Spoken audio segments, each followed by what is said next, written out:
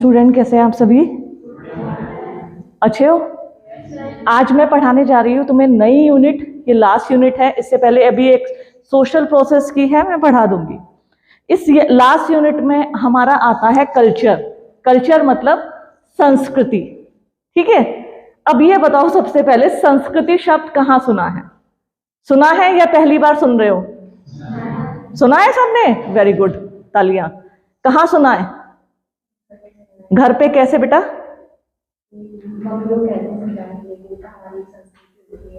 ठीक है, हमारी संस्कृति होती है। और किस शब्द में सुना है मोहन? संस्कृत की किताब में संस्कृत और संस्कृति के बारे में पढ़ा है। और तनुजा?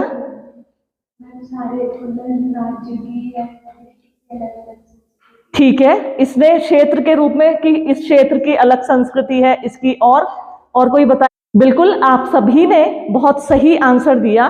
संस्कृति कहीं ना कहीं इन्हीं रूपों से जुड़ी हुई है। लेकिन जो आज हम समाजशास्त्र में संस्कृति पढ़ने जा रहे हैं वो थोड़ा सा अलग है।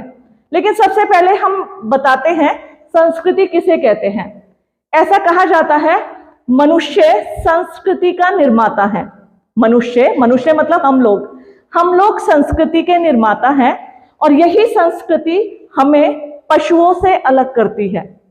हम कहते हैं ना कि हम पशुओं से अलग हैं। क्यों अलग हैं, कैसे अलग हैं, और वो क्या चीज है जो हमें पशुओं से अलग करती है? तो इसी रिगार्डिंग संस्कृति का आता है कि मनुष्य संस्कृति का निर्माता है। मनुष्य के पास ऐसी चीजें हैं, प्रकृति के ऐसे उपहार हैं जो मनुष्यों को हर पशु पक्षी से अलग करता है। और हम कहते हैं ना, वी आर सुपर जीनियस, कि हम सुपर जीनियस है। किस लिए कहते हैं? देखिए, मनुष्य को प्रकृति से कुछ 5 उपहार मिला है जो मैंने यहाँ पे लिखे हैं। मनुष्य को प्रकृति से, देखिए संस्कृति को पढ़ाने से पहले वास्तव में संस्कृति किसे कहते हैं और समाजशास्त्रीय दृष्टिकोण से संस्कृति किसे कहते हैं वो जान लेना जरूरी है। क्योंकि जैसा कि मोहन ने बताया, इसने संस्कृत में संस्कृति को पढ़ा है। सोफिया ने अपने घर में बोला है कि हमारी संस्कृति ये है, या फिर तनुजा ने बताया है संस्कृति के में क्षेत्र की संस्कृति के रूप में। लेकिन वास्तविक अर्थ में संस्कृति का अर्थ है क्या, हम किस रूप में उसको पढ़ रहे हैं, तो वो मैं तुम्हें बताने जा रही हूँ। सबसे पहले जो प्रकृति किससे मनुष्य को 5 उपहार मिले हैं। पहला उपहार गिफ्ट जानते हो किसे कहते हैं? जिसे सुनते ही हमारे चेहरे पे मुस्कुराहट आ जाती है। गिफ्ट कोई भी हो बहुत अच्छा लगता है। उसमें चंद एप्रिसिएशन के शब्द ही क्यों ना हो। जब हम किसी से अपनी तारीफ के लिए सुनते हैं ना कि वाह क्या बात है, बच्चा बड़ा अच्छा है, तो हम मुस्कुरा जाते हैं। वो भी उपहार ही है। तो मानव को प्रकृति से 5 तरह के उपहार मिले हैं। पहला, हम लोग सीधा खड़े हो सकते हैं। ठीक है, अब तुम कहोगे मैडम घोड़ा, गाय, बैल, क्या ये सीधे नहीं खड़े हैं? नहीं, इनकी आकृति, बनावट, बंदर या बिल्ली कई बार 2 टांगों पे चल लेते हैं, उसे हम सीधे खड़े होना नहीं कहेंगे। सिर्फ और सिर्फ इस जो हमारी पृथ्वी है, इस पृथ्वी पे सिर्फ और सिर्फ मनुष्य ही ऐसा है जो सीधे खड़ा हो सकता है। हमारे अंदर सीधे खड़े होने की क्षमता है। तो ये प्रकृति से दिया गया एक श्रेष्ठ उपहार है। दूसरा है हाथ। और हाथ भी कैसे? जो हम चारों तरफ घुमा सकते हैं। इन हाथों से हम मूर्तियां बनाते हैं, इन हाथों से हम कंप्यूटर पे काम करते हैं, इन्हीं हाथों से हम अच्छा खाना भी पका सकते हैं, इन्हीं हाथों से हम सुंदर हैंडराइटिंग को लिख सकते हैं। तो जो ये हाथ है ये भी यूनिक है। हाथ तो बंदर के पास भी है, लंगूर के पास भी है, और बहुत से जानवर ऐसे हमने देखे उनके हाथ होते हैं। क्या वो ये कमाल कर पाते हैं? नहीं, क्योंकि वो कुछ ही कार्य कर सकते हैं। वो कई बार तुम बंदर को दोगे, बंदर को कभी मूंगफली दी है? वो मूंगफली दोगे तो वो बकायदा छील के आदमियों की तरह खाता है। वो अपने खाने में हाथों का इस्तेमाल कर लेगा, पर वो लिख नहीं सकता, पर वो खाना नहीं बना सकता, वो मूर्तियां नहीं बना सकता। मनुष्य के पास जो हाथ है, और वो लचीली संरचना वाले हाथ, लचीले मतलब हम चारों ओर हाथों को घुमा सकते हैं। नृत्य, जब बहुत से लोग नृत्य मतलब डांस करते हैं तो उनके हाथ के जो एक्शन होते हैं, बिल्कुल ऐसे कथक में जो ऐसे ऐसे करके हाथों के वो होते हैं, वो किसी में नहीं हो सकते। यानी ये हमारे पास प्रकृति का और अनोखा उपहार है। तीसरा है दृष्टि। दृष्टि कैसी? तीक्ष्ण, केंद्रित होने वाली। केंद्रित मतलब यदि मैं सोफिया को या सानिया को देख रही हूं तो मेरी नजरें जब तक मैं नहीं चाहूंगी यहां से हटेंगी नहीं। तीक्ष्ण दृष्टि, केंद्रित होने वाली दृष्टि, तभी तो हम लिख पाते हैं। कई बार हम किन्हीं लोगों को कहते हैं ये तो अपनी आंखों से फोटो खींच लेते हैं, इन्हें सब कुछ याद रहता है, क्योंकि वो आंखें जो होती हैं उनके अंदर वो क्षमता होती है तीक्ष्ण और केंद्रित की जाने वाली दृष्टि। ये देखो, दृष्टि सभी के पास है, पक्षी के पास है, पशुओं के पास है, समुद्री जल जीवों के पास भी दृष्टि है, लेकिन जो मनुष्य के पास जो दृष्टि है ये तीक्ष्ण है, केंद्रित की जाने वाली है, कहीं भी ठहराव आ सकता है, कहीं भी देख सकते हैं। ठीक है, ये दृष्टि उपहार है। फिर मेधावी मस्तिष्क। मेधावी मस्तिष्क किस लिए कहा है? Intelligent, super computer. कंप्यूटर किसने बनाए? मनुष्य नहीं, ऊपर से थोड़ा ना बन के आए। इस पृथ्वी पर तुम चारों तरफ नजर घुमा के देखो, प्रकृति के पेड़ पौधों को छोड़कर जो भी तुम्हें आज दिखता है वो मनुष्य द्वारा निर्मित है। वो टिहरी डैम ही क्यों ना हो, तुम नीचे देखो जरा, टिहरी डैम जब मैं गई मुझे लगता है कितना बड़ा है, कैसे बना होगा। और जैसे किसने डिजाइन किया है टिहरी डैम को? का नाम बताओ जिसने डिजाइन? जेम्स ब्रून ने। जेम्स ब्रून ने टिहरी डैम का डिजाइन किया है और टिहरी डैम की संकल्पना की थी। यह कंक्रीट पे टिका हुआ है, पूरा डैम कंक्रीट पे टिका हुआ एशिया का सबसे ऊंचाई पे स्थित डैम है। कितनी ऊंचाई है इसकी? जी के बहुत कमजोर है, 260.5 मीटर। तो ये सब चीज याद रखो। मुझे, मैंने कहा मैं कैसे बड़ी, हर चीज के बारे में जानो। ऐसा तुम टिहरी में इतने साल से रह रहे हो, मुझे तो चंद महीने हुए हैं टिहरी में आए हुए, और तुम मुझसे टिहरी डैम के बारे में कुछ भी पूछ लो। इसका जो ये डैम की लेक बनी है इसका नाम क्या है? जो ये टिहरी डैम की ये लेक दिखाई दे रही है तुम्हें नीचे, इसका नाम क्या है? इसका कुछ नाम पड़ा है? झील का इसका नाम बना हुआ है एक, इसको एक नाम से ये झील, हम तो कहते हैं झील दिख रही है, इस झील का नाम क्या है? तो कहने का मतलब मैं तुमसे इतना बता रही हूं कि जो ये मेधावी मस्तिष्क है, हमारा मस्तिष्क, हमारा मतलब हम सबका मस्तिष्क, चाहे इसमें तुम्हारा हो, चाहे मेरा हो, चाहे जेम्स ब्रून का हो जिसने टिहरी डैम बनाया है, उसका मस्तिष्क हो, तो हमारा मेधावी मस्तिष्क है। देखो आज इसको इस्तेमाल करके तुम कुछ भी हासिल कर सकते हो, और चाहो तो इसे कंफर्ट जोन में जाने दे सकते हो कि भाई तू आराम कर। तो ये वो इसमें एक्सपर्ट है, ये तो आराम तो बहुत अच्छा करता है। और चाहे तो अपने मस्तिष्क के जरिए आप अपने स्किल्स डेवलप कर सकते हैं, कोई भी कार्य कर सकते हैं। अभी आपको बहुत इजी लग रहा है, बाद में मेरी बातें बहुत याद आएंगी। देखिए इस क्लासरूम में मैं जो तुम्हें बता रही हूं, या कुछ बच्चे मुझसे जुड़े हैं, ये सब तुम्हें बाद में याद आएगा, तुम निकल सकते हो बच्चों। तुम्हारे पास मेधावी मस्तिष्क है, इस मस्तिष्क का यूटिलाइज करो, यूज करो, और तुम कहीं भी कुछ भी पा सकते हो, कुछ भी मुश्किल नहीं होता है। तो मनुष्य के पास प्रकृति का अन्य उपहार है मेधावी मस्तिष्क। फिर है अन्य उपहार है भाषा एवं प्रतीक।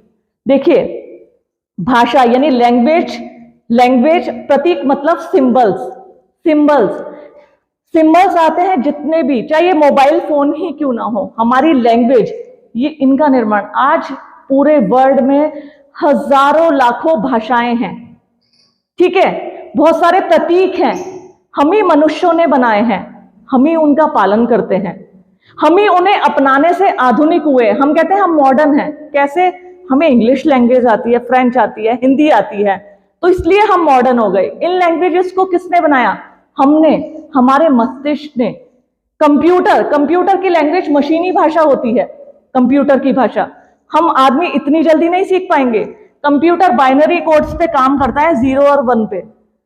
तुम यदि कभी कंप्यूटर सीखने जाओगे बहुत टफ है लैंग्वेजेस बनाना, जो ऐप बनते हैं वो ऐसे नहीं बनते, वो कंप्यूटर की मशीनी भाषा सीखनी पड़ती है हमें।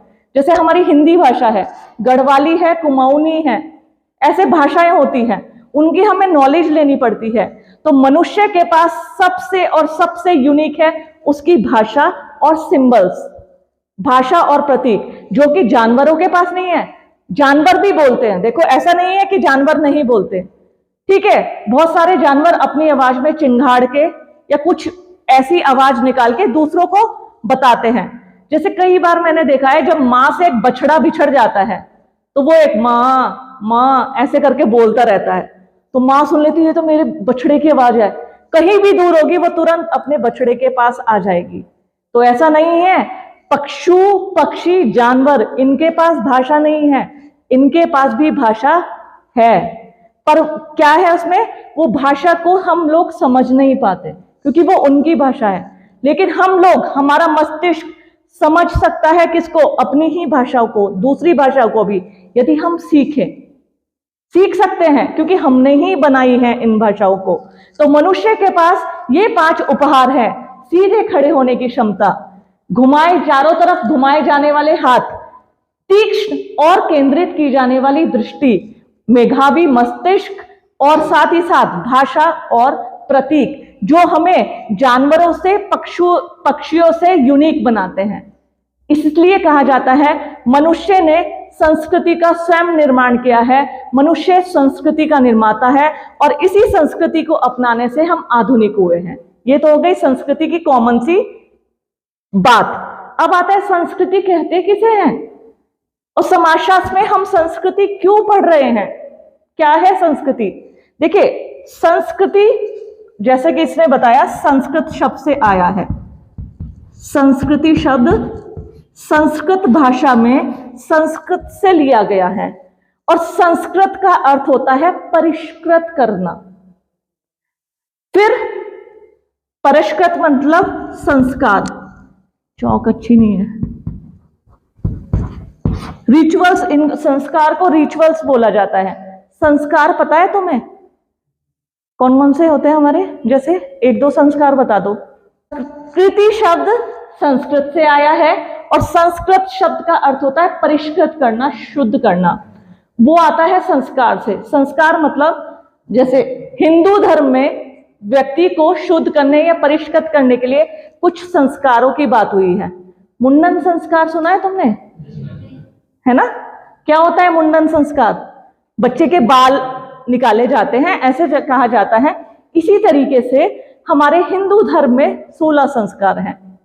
मुस्लिम धर्म में भी संस्कार मैंने पढ़े हैं, चिल्ला, अकीका, बिस्मिल्लाह, इस तरीके से संस्कार होते हैं, है ना सोफिया, आई एम राइट, ठीक है, क्योंकि मैंने वो संस्कार भी पढ़े। और हर धर्म में संस्कार होते हैं। जैसे हिंदू धर्म में 16 संस्कारों की बात की गई है: गर्भाधान, पुष्पन, सीमंतोन्नयन, जात कर्म, नामकरण, निष्क्रमण, अन्नप्राशन, चूराकरण, कर्णछेदन, विद्यारंभ, वेदारंभ, केशांत, समावर्तन, विवाह, और अंत्येष्टि भी एक संस्कार है, मैयत संस्कार है। जैसे हमारे यहाँ अंत्येष्टि है, मुस्लिम में मैयत संस्कार होता है।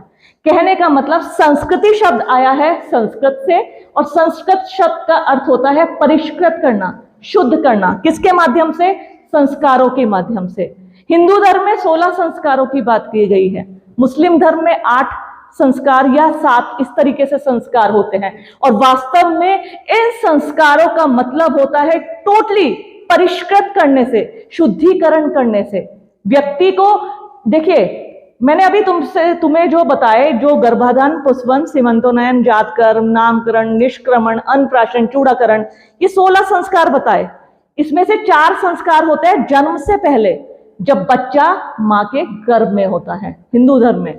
जब 4 संस्कार कब आयोजित होते हैं, जब बच्चा पैदा ही नहीं हुआ होता। गर्भाधान, पुष्पन, सीमंतोन्नयन और जातकर्म 4 संस्कार हैं जो जन्म से पहले के हैं। बाकी 11 संस्कार हैं जन्म के बाद के, और एक है मृत्यु के बाद का, अंत्येष्टि। तो ये 16 संस्कार है। इन संस्कारों का मतलब होता है व्यक्ति को, देखो, परिष्कृत मतलब क्या व्यक्ति शुद्ध नहीं होता, क्या व्यक्ति परिष्कृत नहीं होता, होता है, लेकिन अपने धर्म के अनुरूप हमने, ये किसने बनाए हैं संस्कार? मनुष्य ने, हम ही लोगों ने इनका निर्माण किया है। और हम ये मानते हैं कि यदि हम इनका पालन करते हैं तो हम क्या होते हैं?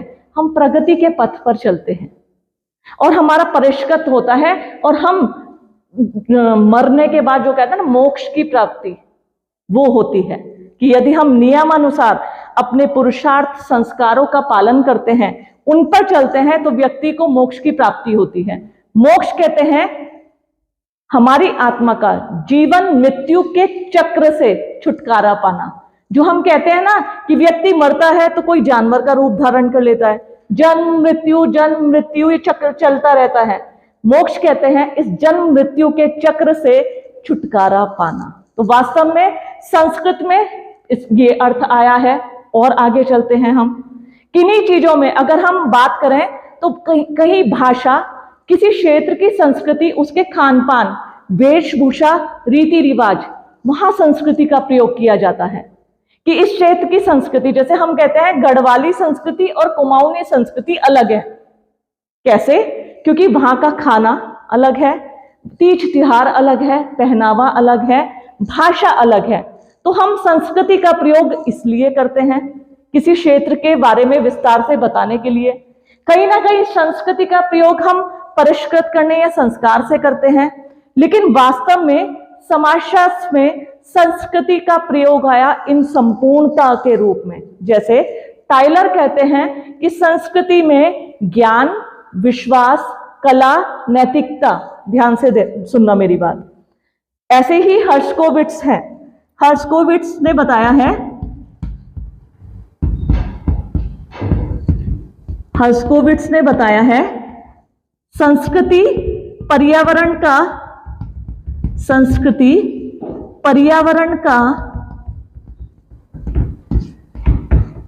का मानव निर्मित, संस्कृति पर्यावरण का मानव निर्मित भाग है। ये हर्शकोविट्स ने संस्कृति की परिभाषा दी है। और इस परिभाषा से क्या समझ में आता है? हर्शकोविट्स ने कहा है कि संस्कृति पर्यावरण का मानव निर्मित भाग है। पर्यावरण मतलब हमारा पूरा पर्यावरण, परि प्लस आवरण से बना है। जितने भी इस पर्यावरण में तुम चीजें देख रहे हो, जो मानव निर्मित भाग है, जो ये बिल्डिंग्स, चाहे डैम हो, चाहे सब कुछ जो कुछ दिखाई दे रहा है, चाहे मोबाइल फोन हो, चाहे ये चौक हो, डस्टर हो, जितनी भी चीजें तुम्हारी दिख रही हैं जो मनुष्य ने बनाई हैं, वो संस्कृति उन्होंने बोला है। हर्शकोविट्स ने बोला है कि संस्कृति पर्यावरण का मानव निर्मित भाग है। वही टाइलर बोलते हैं संस्कृति है ज्ञान, मतलब हमारी नॉलेज भी संस्कृति है। विश्वास, हमारे बिलीव्स, जैसे हम कहते हैं हम धर्म में विश्वास करते हैं, बहुत से लोग कहते हैं कि नहीं, हम धर्म में विश्वास ही नहीं करते हैं। ज्ञान, विश्वास, कला, नैतिकता। कला मतलब कला, सीखने की कला हो, चाहे क्या ज्ञान अर्जन करने की कला हो। ज्ञान, विश्वास, कला, नैतिकता, ये सब संस्कृति है। टाइलर ने जहां संस्कृति को ज्ञान, विश्वास, कला, नैतिकता और इनके अध्ययन में परिलक्षित किया है, वहीं हर्शकोविट्स ने बताया है कि संस्कृति जो है पर्यावरण का मानव निर्मित भाग है। वह भाग पर्यावरण का जो मनुष्य ने बनाया है, वो संस्कृति है। तो वास्तव में समाजशास्त्र में संस्कृति का अर्थ लिया जाता है वस्तुओं से भी जो मनुष्य ने बनाई है, और हमारे बिलीव्स, विश्वास से, हमारे परंपराओं से, रीति रिवाज से, इन सबको संस्कृति के अंतर्गत सम्मिलित किया गया है। क्योंकि इन सभी का निर्माण हम ही मनुष्य ने किया है।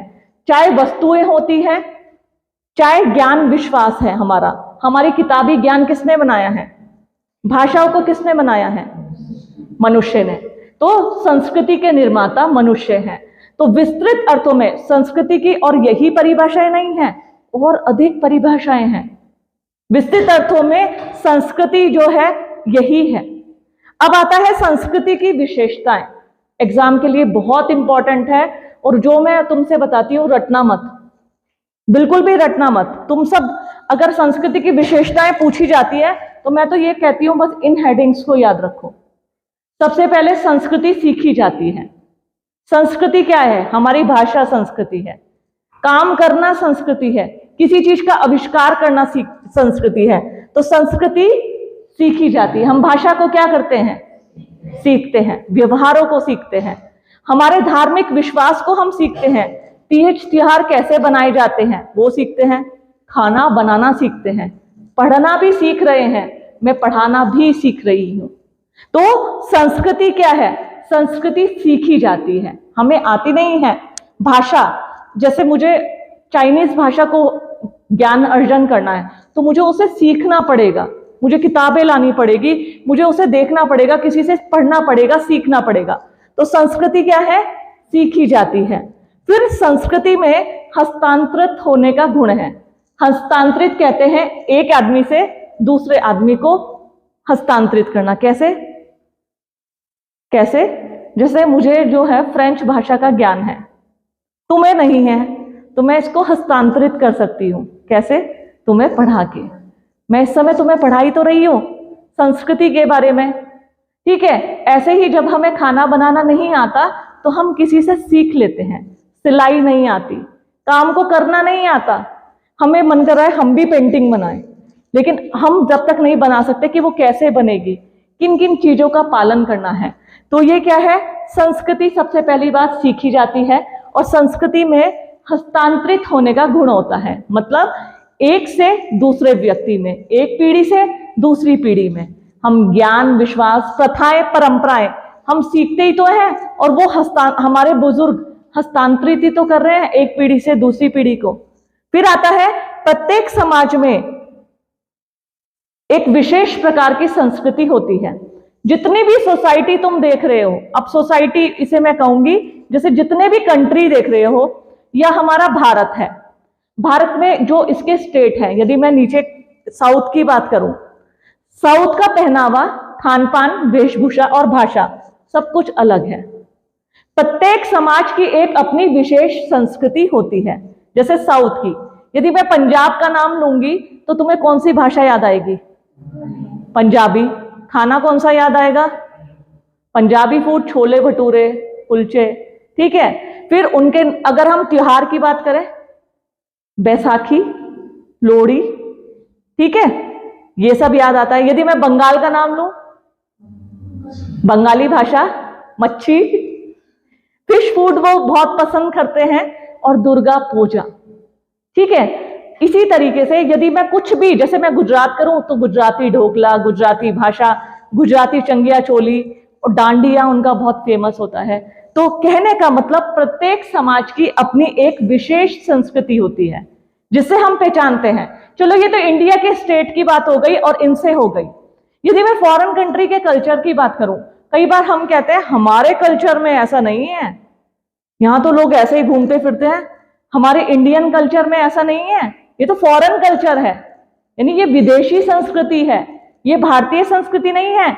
हम इस तरीके का संबोधन का यूज करते हैं कि ये भारतीय संस्कृति में नहीं है, ये विदेशी संस्कृति में है। फिर आते हैं संस्कृति में सामाजिक गुण है, मतलब सोशल। संस्कृति में सामाजिक गुण होता है। सामाजिक गुण कैसे? संस्कृति में सामाजिक गुण, देखिए सामाजिक मतलब सोशल, उनको हम सामाजिक संबंध और सामाजिक व्यवहार में समेट सकते हैं। सोशल रिलेशन, जैसे हम किसी दूसरी संस्कृति के लोगों के संपर्क में आते हैं तो कहीं ना कहीं हम क्या होता है, कोऑर्डिनेशन। हम तो ये थोड़ा कहेंगे नहीं ये हमारी संस्कृति के नहीं है, हम इनसे बात नहीं करेंगे, नहीं, हम जानने की कोशिश करते हैं। फिर उनकी भाषा में हम एक दूसरे को, वो भी हमें समझाते हैं, हम भी उन्हें समझाते हैं। मैं एक बार एक ट्रेनिंग करने गई थी ऑल इंडिया बेस पे, तो वहां पे मुझे कुछ साउथ के लोग जिनको हिंदी आती ही नहीं थी, वो मलयालम और तेलुगु में, इस तरीके से कन्नड़, बेंगलोर के लोग आए थे, तो वो स्थानीय बोल, लेकिन हमने इंटरेक्शन किया तो आज तक हम जुड़े हुए हैं। मैं उनकी भाषा बहुत अच्छे से जान नहीं पाई, लेकिन कहीं ना कहीं हम जुड़े हुए हैं। तो संस्कृति में सामाजिक गुण होता है, हम जुड़ने का प्रयास करते हैं। आज हम तुम सब सबसे पहले वो बैठते ही साथ कहते हो चाइनीज खाएंगे, चाइनीज हमारी संस्कृति का नहीं है, या हम डोसा सांभर खाएंगे। ये हमारी संस्कृति से नहीं है, लेकिन कहीं ना कहीं हम पसंद करते हैं। तो संस्कृति में सामाजिक गुण होता है। किन्हीं पहनावों को हम पसंद करते हैं, अरे इनकी ड्रेस बहुत अच्छी है, ये मतलब बहुत ही अच्छी साउथ में साड़ी होती है, या गुजराती लोग, तो संस्कृति वो इसलिए है क्योंकि संस्कृति में सामाजिक गुण होता है। इसलिए नेक्स्ट है, समूह के लिए संस्कृति आदर्श होती है। हर समूह के लिए जैसे हम प्राउड फील करते हैं, जैसे कई बार मैं देखती हूँ गढ़वाली कल्चर है हमारा, ठीक है, कुमाऊनी लोग अपने पिछोड़ा, जब भी अपने कोई रीति रिवाज विवाह, या मैं देखती हूँ जब वो, जैसे मैंने कई बार जैसे दिल्ली वगैरह में शादी देखा है तो पता चल जाता है ये कुमाऊनी है। कैसे? शादी में पिछौड़े से और नथ से, गुलबंद से, ठीक है। तो वो लोग क्या करते हैं, वो अपनी ट्रेडिशंस को, चाहे वो दूसरे उसमें शादी है, मैंने एक देखा था, उनकी एक राजस्थानी से शादी हुई थी, लड़का कुमाऊनी था, लड़की राजस्थानी थी, तो लव, ऑब्वियस ही बात है लव मैरिज होगी।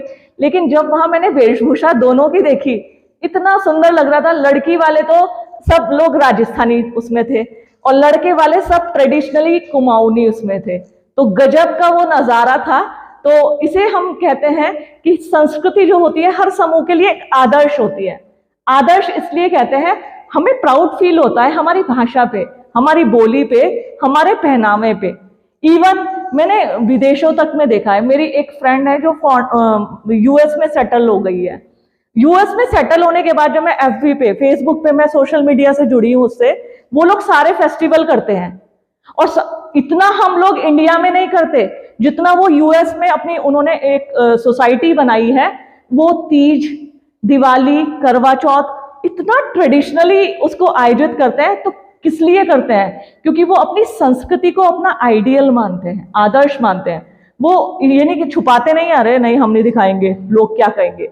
अब लोग दिखाते हैं जानबूझ के, क्योंकि संस्कृति हमारा आदर्श है, हमारी पहचान है।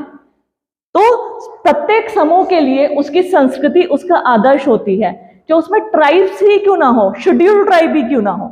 नेक्स्ट है, संस्कृति मानव आवश्यकताओं की पूर्ति करती है। जिस संस्कृति की बात कर रहे हैं ये हमारी आवश्यकताओं की पूर्ति करती है। कैसे? जितने भी मैंने कहा ना, संस्कृति पर्यावरण का मानव निर्मित भाग है, और मोबाइल भी तो मानव निर्मित है। मिक्सी, वॉशिंग मशीन, आटा पीसने की चक्की सब मनुष्य ने बनाई है।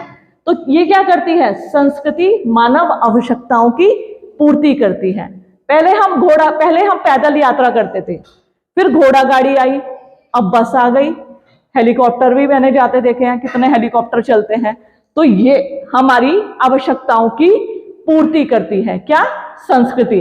संस्कृति मानव आवश्यकताओं की पूर्ति का इसमें गुण होता है। फिर है, संस्कृति में अनुकूलन करने का गुण होता है। अनुकूलन इंग्लिश में बोलते हैं एडेप्टेशन। मैंने बताया था ये शब्द, किसी को याद है अनुकूलन किसे कहते हैं? क्या? मुस्कान बताएगी। बैठे बैठे बताओ मुस्कान। अनुकूलन मतलब एडेप्टेशन। जैसे हमें गर्मी लगी तो हमने क्या किया? पंखा चला लिया, ठंडा पानी पी लिया, यानी हमने गर्मी से कोऑर्डिनेशन मतलब बिठाने की, सामंजस्य बिठाने की कोशिश की। हमें सर्दी लगी तो हमने गर्म कपड़े पहन लिए, स्वेटर पहन लिए, गर्म पानी, गला खराब हो रहा था, तो हम एक सामंजस्य बिठाने की कोशिश करते हैं। ध्यान से समझो मेरी बात, हर एक शब्द का मतलब समझा करो, उससे डिफाइन करना आसान हो जाएगा। जैसे ये था, संस्कृति में अनुकूलन करने का गुण है। मैंने अभी बताया हर जगह की अपनी अलग संस्कृति होती है, ठीक है, हर जगह की। अब हम देखते हैं, अब मैं जैसे फॉर एग्जांपल मैं गढ़वाली फूड्स की हैबिचुअल हूं। कल को मैं जाके रहने लगी गुजरात में, नहीं भैया मुझे तो वही चाहिए, भटकी चुड़गानी चाहिए, आलू के गुटके चाहिए, ऐसा तो पॉसिबल नहीं है ना। हम लोग क्या करते हैं, हम दूसरे को बहुत जल्दी अडेप्ट कर लेते हैं। अडेप्ट मतलब यदि गर्मी लग रही है, मैं ये तो नहीं कहूंगी छड़ी घुमा के जादू से गर्मी खत्म हो जाए, ऐसा पॉसिबल नहीं है। या जादू से कहूंगी सर्दियां खत्म हो जाए, मेरे अनुकूल चले सब ना, मैं उससे सामंजस्य बिठाने की कोशिश करती हूँ। गर्मी में पंखा चला के, सर्दी में गर्म कपड़ों को पहन के। और संस्कृति में अनुकूलन का गुण कैसे होता है?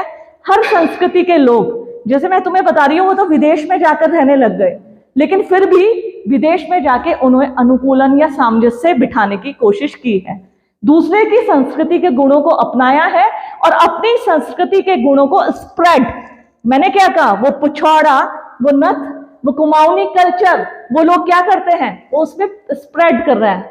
तो मैंने देखा है खूब सारी लेडीज जो फॉरेनर्स थी, उन्होंने भी उस तरीके के, उन्होंने कहा अब की बार आप जाओगे ना इंडिया, प्लीज हमारे लिए लेके आना, कलरफुल सा बड़ा अच्छा लग रहा है। इवन जब मेरी पोस्टिंग बागेश्वर में थी तो खुद मैं वहां से पिछौड़ा और वो नथ खरीद के लेके आई थी, क्योंकि वो इतना ट्रेडिशनली अच्छा लगा। तो ये क्या है, अनुकूलन करने का गुण। अनुकूलन मतलब हम जो भी चीज अच्छी लगती है राजस्थान का या उसका, उससे कोऑर्डिनेशन, अपनी संस्कृति को उन्हें बताते हैं, उनकी संस्कृति के अच्छे गुणों को हम ग्रहण करते हैं। इसलिए कहा जाता है कि संस्कृति में क्या है, अनुकूलन करने का गुण है। अनुकूलन कहते हैं कोऑर्डिनेशन करने का गुण। ठीक है, तो ये है संस्कृति।